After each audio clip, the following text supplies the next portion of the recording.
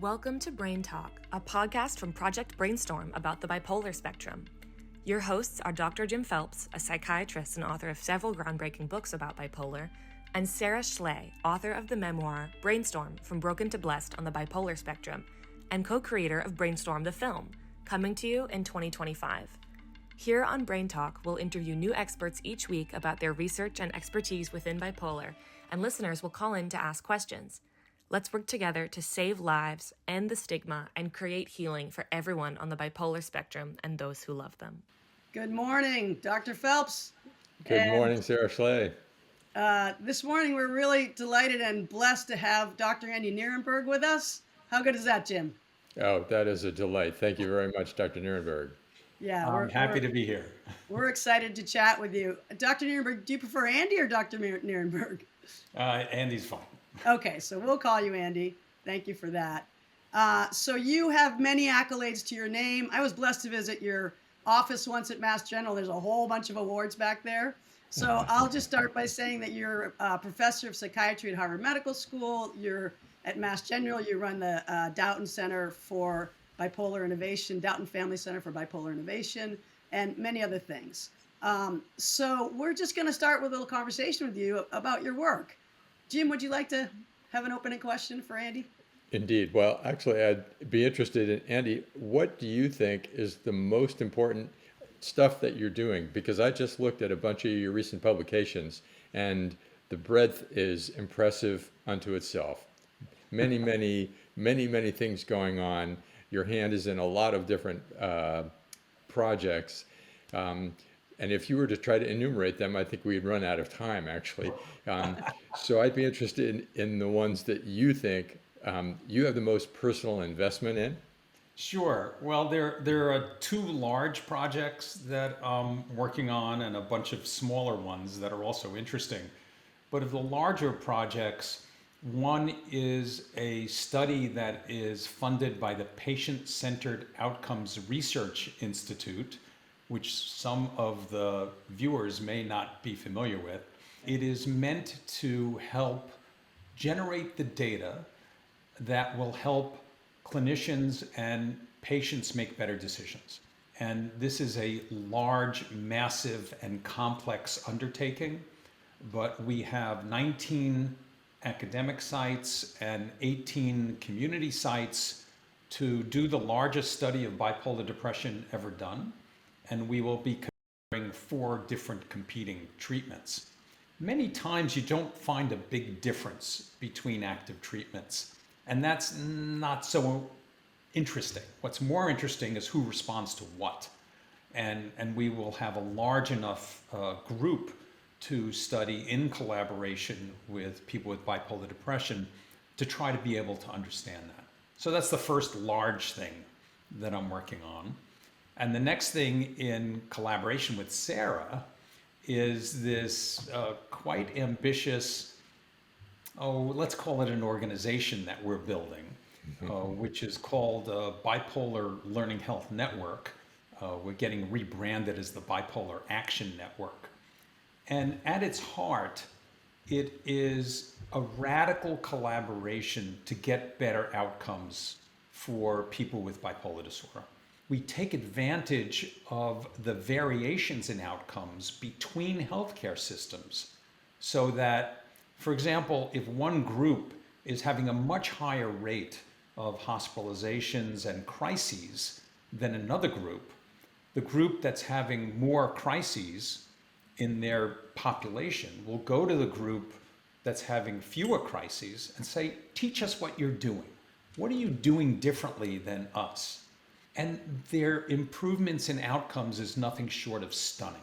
Andy, that's all sounds incredible. And you started with the point that, in PCORI, I think it was, the first project, because we need to improve decision making. What's wrong with decisions? And why is it that, what is bipolar anyway, that people keep missing these decisions? So there are several things that are missing. One thing that's missing is that generally people don't do systematic diagnosis. The second thing that's missing is people generally don't look at outcomes and don't track people systematically over time. Some people do, but most people don't. And therefore, it's hard to know exactly what's going on if you're not doing what's called measurement-informed care. The other thing that's missing is that we have good data from studies, but the studies may not apply to the person in front of you. So we still have a lot to learn. And I think, as Jim will admit, a lot of times we're just uncertain, right? We don't really know exactly what to do. And we make the best guess that we can, or we provide a menu of reasonable options and then negotiate and do shared decision making. Just lately, I've been trying to teach that we all need to feel more uncertain. That's the whole idea, is to be less certain about what you're doing so you're more open to the ideas of others. And the whole area of uncertainty in medicine is actually very important. And if you want, Jim, I'll send you an old article I wrote on it. Okay. Amazing. For example, Andy, you mentioned, if something is happening that's working over here, but somebody over here doesn't know that it's working. So I have a very personal example here with Dr. Jim Phelps, whose diagnostic that was in a little book called Why Am I Still Depressed? That's like paperback, that's like from, I don't know when, Jim, 19 something, a long time ago, that my psychiatrist has happened to hand to me. And that diagnostic in that book, in 15 minutes, diagnosed it with bipolar spectrum number 2, bipolar 2, that doctors had missed for 25 years. So I'm like, why don't people know what Jim knows or what my psychiatrist knew? He happened to go to ISBD, International Society of Bipolar Disorders conference. So I think that's what you're saying you're trying to do, right? Is make these kinds of outcomes that are effective available to more people. Right, and the sense is, look, if somebody sees Jim, they're going to get outstanding care. If they're going to go see someone else, maybe not so good. And how can you raise everyone's game so that they are providing the best sort of treatment? And how could Jim's knowledge be spread to other people, right? So it's not just Jim, right? So I think the whole idea is to decrease the variability in quality. Mm-hmm. And this is one of the most difficult things to define. What is good quality? What is good decision making? But collectively, I think we can work to make that better. Yeah, thank you for that work. I think Yes, it's indeed. absolutely brilliant. One of the things I'm wondering, and Jim, jump in if there's something else you wanted to ask, is this: what we've learned along the way is that most people with mental health concerns, they start in the regular primary care office because most people don't have access to mental health specialists around the country. So is a primary care, can you imagine that this primary care who write 80 or 90% of antidepressant scripts in the country, could you imagine them having access to this information as well? Somebody walks into their office depressed, they don't know what to do. Yeah, and one of the things that you and I are building together with this Learning Health Network, we're starting with specialty care, and we will expand to primary care. And that because primary care doesn't systematically assess people for bipolar spectrum, for bipolar disorder, can we help them, even with a simple tool, to help screen everyone they give an antidepressant to, right? And if we were able to initiate that simple thing, right, at just a simple scale or something that patients can fill out, that the doctors will see, then we could avoid the problem that you had of having a misdiagnosis for so many years, or at least decrease the probability that people will be misdiagnosed. And that's huge. That's life and death stuff. Of all those people that are, showing a positive depression, what percentage of those, or how many of those, 1 in 3, 1 in 4, do you think might actually have a bipolar depression and therefore being misdiagnosed and missed? Yeah, my good colleague Maduka Trivedi down in Texas, in Dallas, was able to deploy a very large system of evaluating people in primary care. And he found that 25% of the people who tested positive for depression actually had bipolar disorder. I mean, I just get chills with that because it's a crazy high number when you That's think crazy. of how many people are depressed. And then in my personal case, I know it's not true for everyone, but in my case, the antidepressants act like poison in my brain. And there's risk to antidepressants with people with right, bipolar, right? And then what happens? Somebody gives you an antidepressant. It makes you activated, anxious, keyed up, and all this other stuff. And what do? They give you benzodiazepines to calm you down, or they increase the dose. It's like, that's not so good. Not so good, yeah. So these are the kinds of issues we're going to address in the Bipolar Action Network, which is really thrilling. And I have to say, from my standpoint, Andy's invited those of us who live with bipolar to sit shoulder to shoulder with people like him or Harvard medical professors, and it's very healing to be invited to have our voice in that room. I'm grateful for that, and I think it's important because, of course, we have a very different perspective. So thank you for that, Andy. And you mentioned humility and curiosity, and it goes a long way. I really appreciate it. Andy, when we met at one point over coffee, and we were talking about the complementary, the non-medical approaches that someone like me living with bipolar can do. And you mentioned a scientific strategy of listening to your mother. So, yes. Or it might have been your grandmother. So I wonder what those things that we might have listened to our mother that might still apply today to help those of us living with bipolar have better outcomes. So in many ways, it's healthy living. And I can't emphasize enough how for all of us, right, it's important to follow the principles of listen to your mother.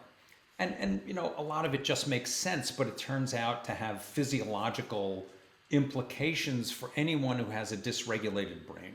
But even for any of us, it's really important. So your mother will tell you, get a good night's sleep. Your mother will say, eat your vegetables, right? And eat a good diet. Don't eat junk food. Your mother will say, look, go outside and play with your friends, right? It's important not to be isolated at all. Your mother may or may not tell you, do good stress management and practice mindfulness. And my favorite last one, and Jim, this is part of our research portfolio that we're trying to pursue, is brush your teeth and floss.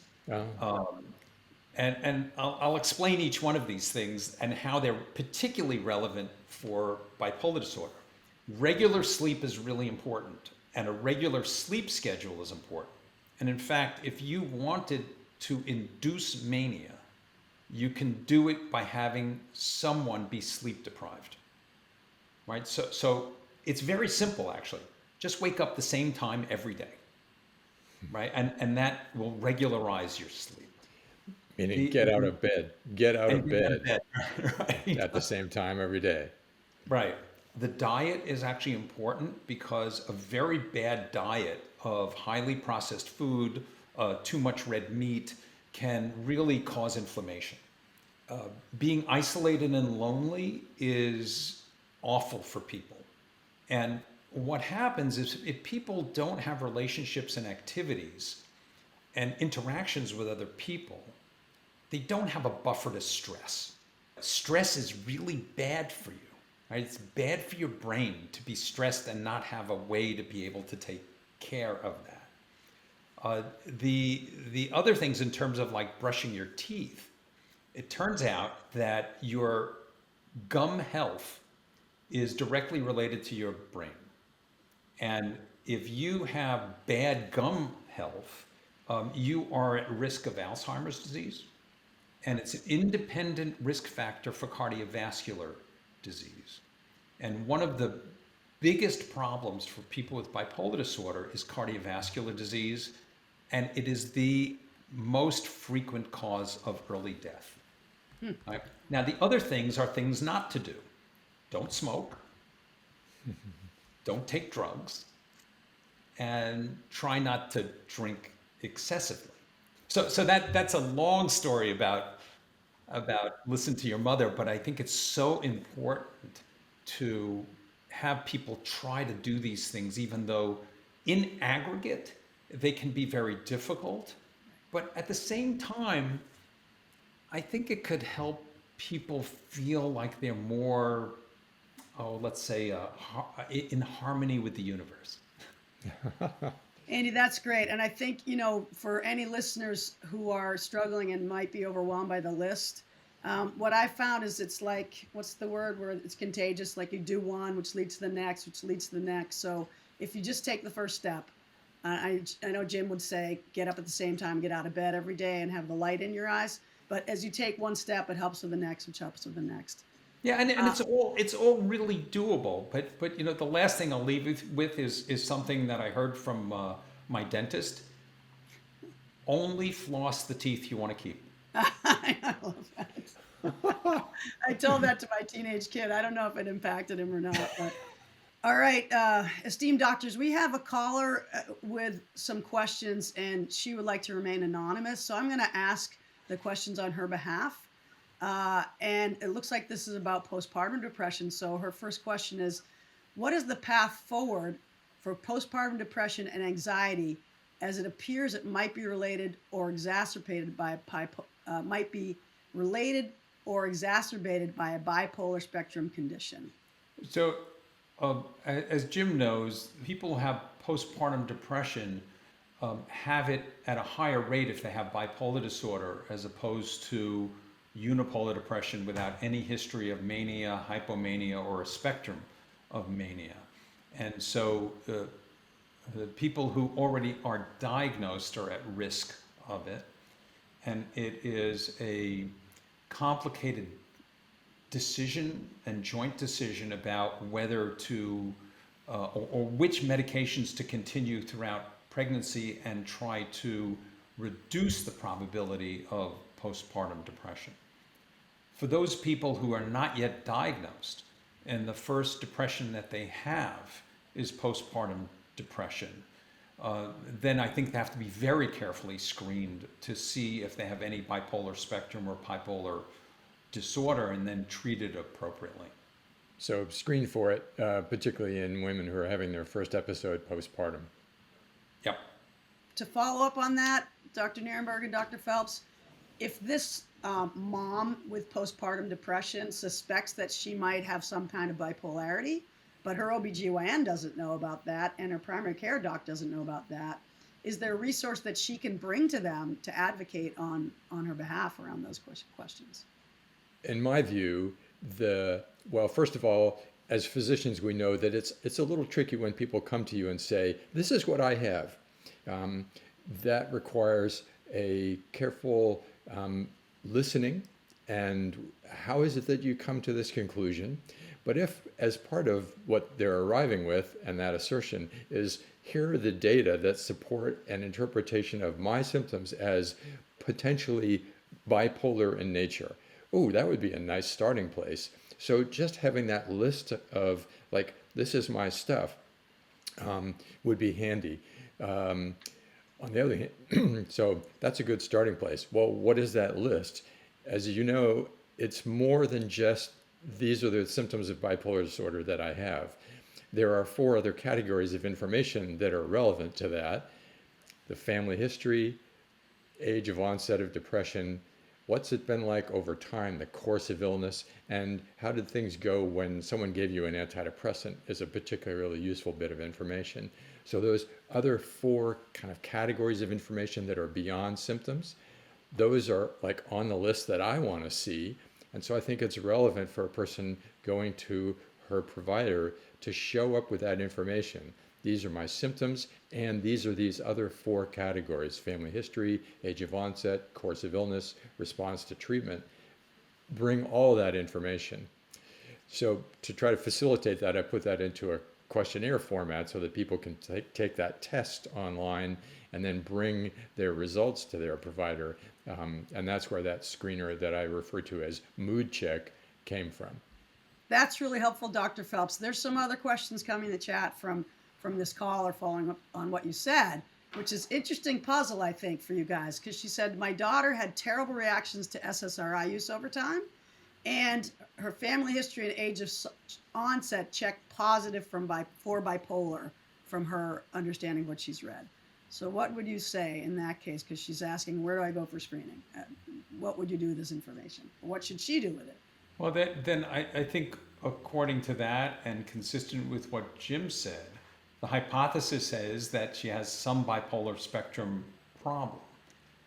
Now, most primary care physicians will not want to treat that. They don't like to generally and don't feel they have the expertise. And then the challenge these days is to find someone who can both diagnose systematically and treat. And the reason I say it's difficult is that there aren't enough psychiatrists around. There aren't even enough nurse practitioners around who can prescribe. So it's a challenge to actually find somebody who they can see in a timely way. But I think through their primary care provider, they may be able to find someone. There is a very interesting model in Massachusetts addressing this, and I believe that it's now in 50% of pregnancies around the country. What it is, I think it's addressing this issue that you're talking about, Andy, which is that OBGYN practitioners don't really want to know because they don't know what to do. So in this model, MCPAP for Moms, MCPAP, and you can look that up, which started in Massachusetts, perinatal psychiatrist, Dr. Nancy Byatt. So that means a psychiatrist who is trained in the whole reproductive arc, including postpartum, is kind of what I call mission control. And she has OBGYN satellite practices who are in relationship with her, including my own, as it turns out. And if that OBGYN screens somebody positive for bipolarity, she can call Dr. Nancy Byatt at MCPAP, and MCPAP will advise her on proper medications, etc. So I understand this is now available in half the pregnancies in the country. Hopefully, it's something that that your daughter can find and maybe therefore get treated. Check out MCPAP and see where else besides Massachusetts. If you're in Massachusetts, it's golden. I know it's in Connecticut and a bunch of other states around the country. And the caller says thank you. So maybe that's a good thing. I do want to mention one other thing that Jim and I face clinically, and that is in the case of somebody whose first depression is postpartum and they have no prior history, right? Because many times people with bipolar disorder can present first with depression, and you actually don't know. You just have to see and treat them appropriately and see what happens without necessarily assuming that they have bipolar disorder. It just changes the way we frame the treatment options. So for a woman who's now had a postpartum depression, but there's many things that make us think that bipolarity is possible, the family history and so on, then we approach the trade-off between the risks of antidepressants versus the risk of other treatments. We approach that trade-off differently with that knowledge behind us, right? So whereas for a woman lacking all those features, an antidepressant is an option for the treatment of postpartum depression. But for a woman with rich bipolarity in the history, even though she's never had a bipolar episode that would qualify her for a diagnosis, we might say, okay, well, there are these antidepressants, that's an option, and then there are these other treatment options.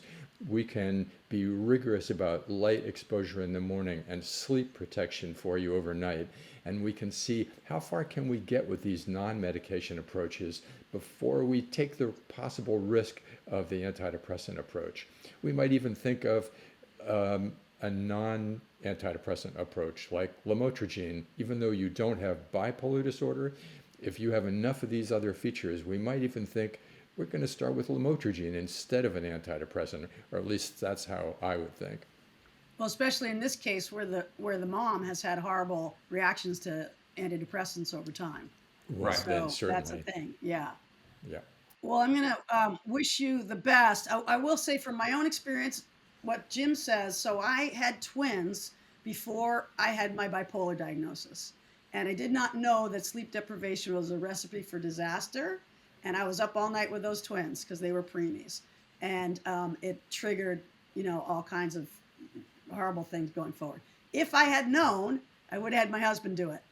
Or if I didn't have a partner, I would have had mom come or whoever can help. Because now with that knowledge, like if you are out there with you have potential bipolar and you're dealing with postpartum or whatever, make sure you protect your sleep. Get whatever help you can get. And so that is going to be really important. Thank you so much, caller. We wish you the best. We wish your daughter and her child, your grandchild, rapid recovery and lots of joy. And may it be so. She says, thank you so much for your time. and also asked about ketamine. We actually have an expert on ketamine coming up later in a future episode this fall, Dr. Josh Rosenblatt, who can come back and ask stuff about that. Again, thank you. So, gentlemen, doctors, good doctors, I think it's time to wrap for today. Anything else you want to share, Dr. Nierenberg? We are so grateful for you, for your time, for your presence, for the magnificent work you're doing out there. Personally, super, super grateful. And thank you for coming this morning. Thanks for inviting me. Thank you, Andy, very much. Okay, till next time. Thanks, guys. Thanks so much for joining us on BrainTalk, our bipolar spectrum podcast. BrainTalk is a program of BrainStorm, a multi-platform project about the bipolar spectrum, which includes Sara Schley's memoir and a full-length documentary coming in 2025. We aim to save lives, crush stigma, and maximize healing for all people living with bipolar and those who love them. For more information, head to www.brainstormthefilm.com. To call in to a future episode and ask questions, go to brainstormthefilm.com/podcasts.